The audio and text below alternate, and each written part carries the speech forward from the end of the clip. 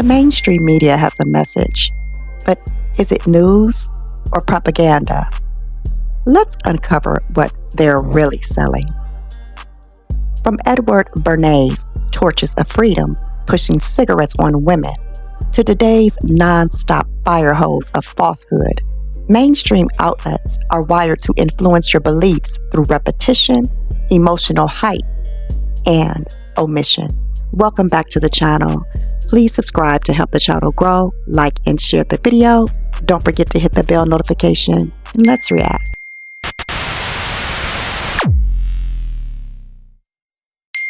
It's about failure to question, curated sources, and framing the story to fit their agenda.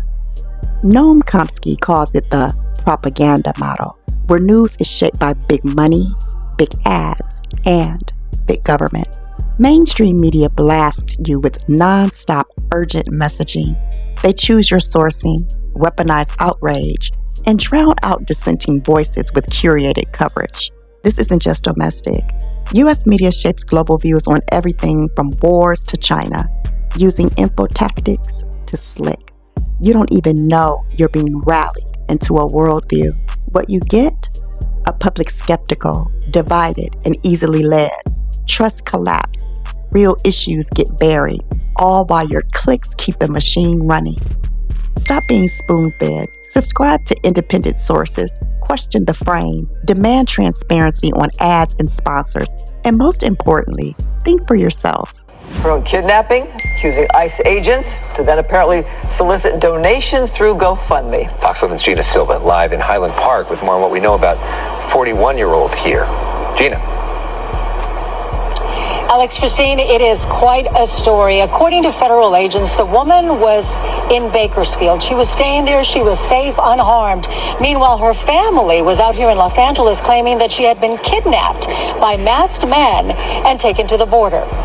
Investigators say none of it was true. Ask for our authorities to not close our eyes to our families. This is not the only family going through this. On June 30th, the family of Juliana Julia Pelaez Calderon held a press conference claiming she had been kidnapped, possibly by federal agents. They pointed to her vehicle, saying it was abandoned in the parking lot of a Jack in the Box in South Los Angeles, and evidence of her disappearance. There's plenty of families going through this nightmare right now where we don't know where our relatives, where our loved ones are at this moment. It turns out, according to Homeland Security, Calderon wasn't missing at all. Investigators say surveillance video clearly shows Calderon calmly exiting her vehicle at the Jack in the Box and willingly getting into another vehicle before leaving the area. Federal agents found her shopping at a market in Bakersfield. The 41-year-old undocumented woman who lived in South Los Angeles is now facing federal charges, including conspiracy and making false statements to federal officers. Several individuals could be facing charges in this case. It is, of course, the person who is making these false statements that could lead to criminal charges, but also any family members who were also putting forward this narrative. Legal analyst Mary David points out that because the family created a GoFundMe account to raise money while claiming Calderon had been kidnapped, that could open the door to potential fraud charges. In addition, the attorney could also be in trouble. According to the federal complaint, he claimed Calderon was taken to a San Isidro detention center, and when she refused to sign deportation paperwork, Calderon was punished and transferred to a warehouse at an undisclosed location. If the attorney knew that the statements were false, they can face charges as well. But even if they don't face criminal charges, there certainly could also be civil penalties if they didn't do their due diligence, if they violated any code of ethics. If convicted, Calderon faces up to 10 years in federal prison. She is currently in immigration custody.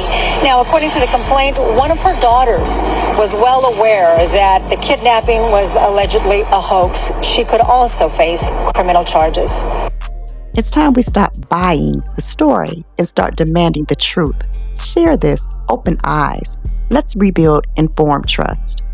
Thanks for watching. Like, share, and subscribe, and I'll see you on the next one.